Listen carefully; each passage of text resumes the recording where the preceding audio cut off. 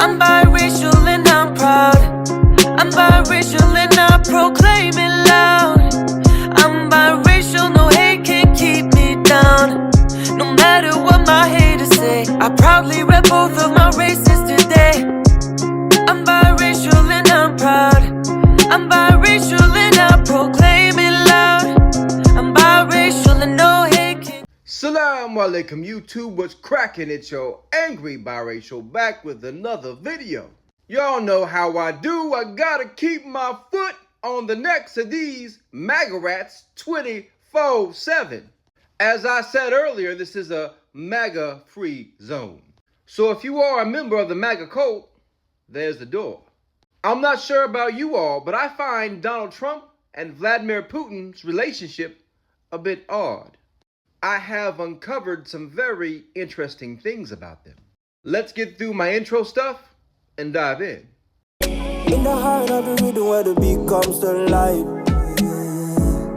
That's the tale of a woman, the beauty to survive. So grab your favorite drink, some popcorn, and let's dive right in. It seems that old Vladdy and Donnie like to play hide the turnip. Oh, tickle the old onion. But all jokes aside, I always thought the relationship was weird. Not because of the Brokeback Mountain undertones. It's 2024, love who you love. But because Russia is an enemy of the United States. Russia is waist deep in the invasion of Ukraine. Ukraine, an American ally.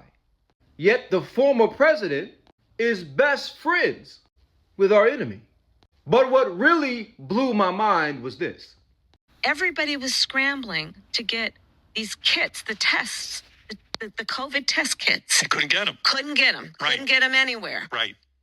And this guy who is president of the United States is sending them to Russia, to a murderous dictator for his personal use? The point being, that is just the most recent stark example of who Donald Trump is, that he secretly sent COVID test kits for the personal use of Putin, of Russia, an adversary to the United States, when he was talking about Americans should be putting bleach in their blood. If you made it up, nobody would believe you.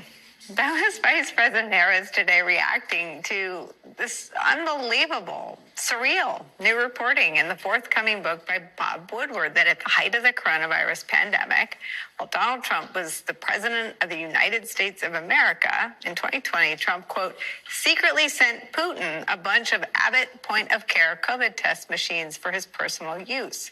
It was a favor to the murderous dictator of Russia, who was infamously terrified of contracting COVID.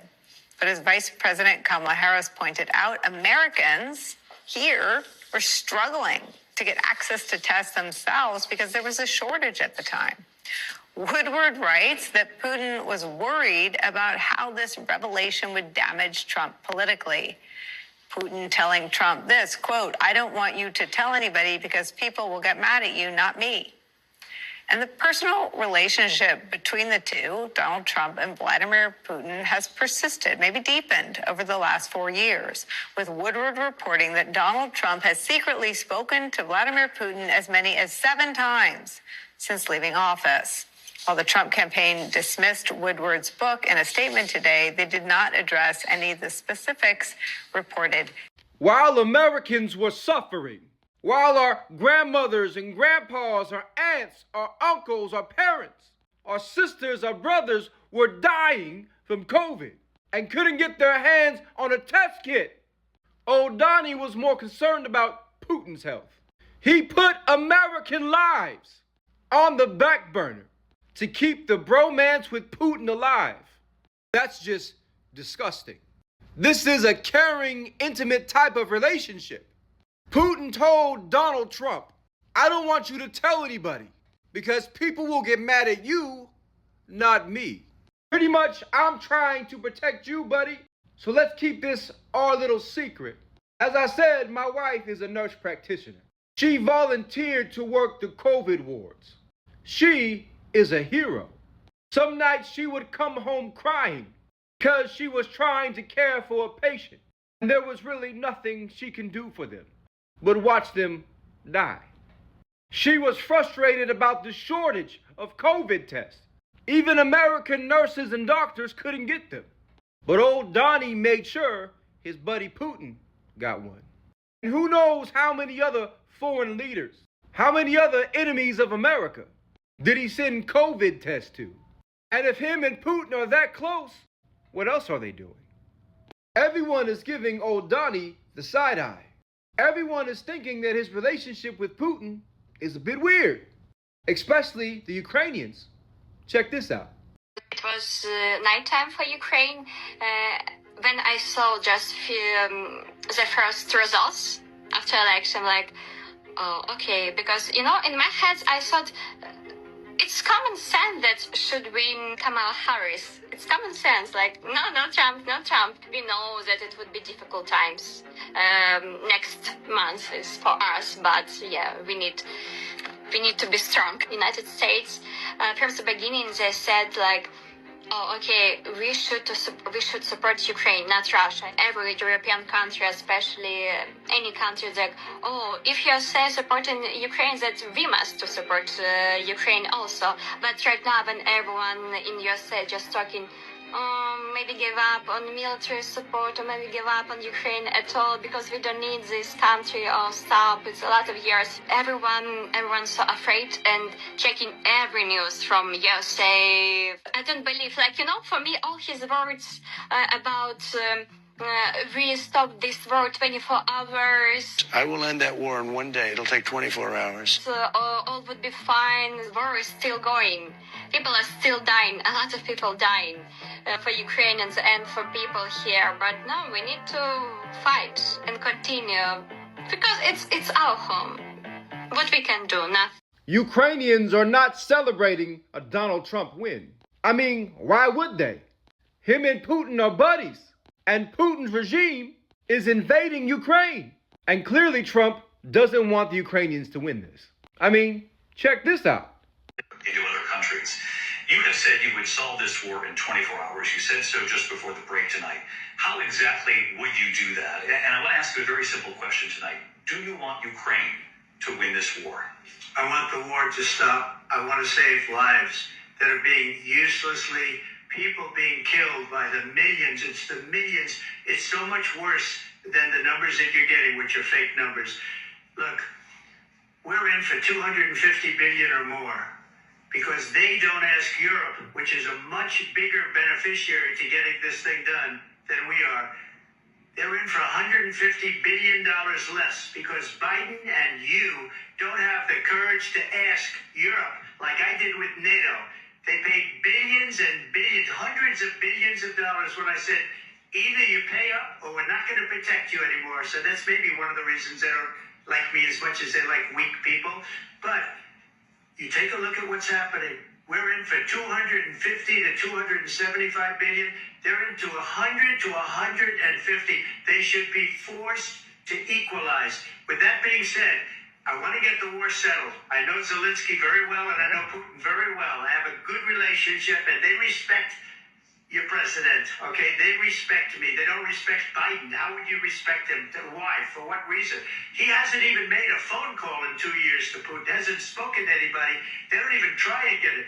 That is a war that's dying to be settled. I will get it settled before I even become president. If I win, when I'm president-elect, and what I'll do is I'll speak to one, I'll speak to the other, I'll get them together. That war would have never happened. And in fact, when I saw Putin after I left, unfortunately left because our country has gone to hell. But after I left, when I saw him building up soldiers, he did it after I left, I said, oh, he must be negotiating. It must be a good, strong point of negotiation. Well, it wasn't, because Biden had no idea how to talk to him. He had no idea how to stop it. And now you have millions of people dead, and it's only getting worse, and it could lead to World War III. Don't kid yourself, David. We're playing with World War III, and we have a president that we don't even know if he's... Where is our president? We don't even know if he's a president. And just to clarify, they threw him out of a campaign like a dog. We don't even know. Is he our president? But we have a president, Mr. President, that doesn't know he's alive. your time is up. Just to clarify the question, do you believe it's in the U.S. best interest for Ukraine to win this war, yes or no? I think it's the U.S. best interest to get this war finished and just get it done. Negotiate a deal, because we have to stop all of these human lives from being destroyed. I want to take this to Vice President Harris. I want to get your thoughts on support for Ukraine. He couldn't answer the question. He didn't want to offend old Vladdy then. He doesn't want Ukraine to win the war. He wants to make a deal that will benefit Russia at the expense of Ukraine. Do you all not find their relationship weird? Is Trump a Russian Manchurian candidate? Is Trump a Russian plant who now controls the most powerful nation on the planet? And the crazy thing is, they're not even trying to hide it. I'm going to end this video here. If you enjoyed the video, please do me a huge favor. Hit that like button, hit that subscribe button, and comment below. All those things help a small, growing channel like mine grow faster. And as a content creator, I really love interacting with y'all and reading your comments. So if anything I said in this video, or if any of the clips I showed triggered you or made you feel some type of way, let me know in the comments. Let's talk about it. Last but not least, my new book, The Burden of Blood, A Generational Curse, is out. Go on to Amazon or Audible and get your copy today. I promise you won't be disappointed. All that being said, know your angry biracial loves you. I appreciate you, and most of all, be safe. It's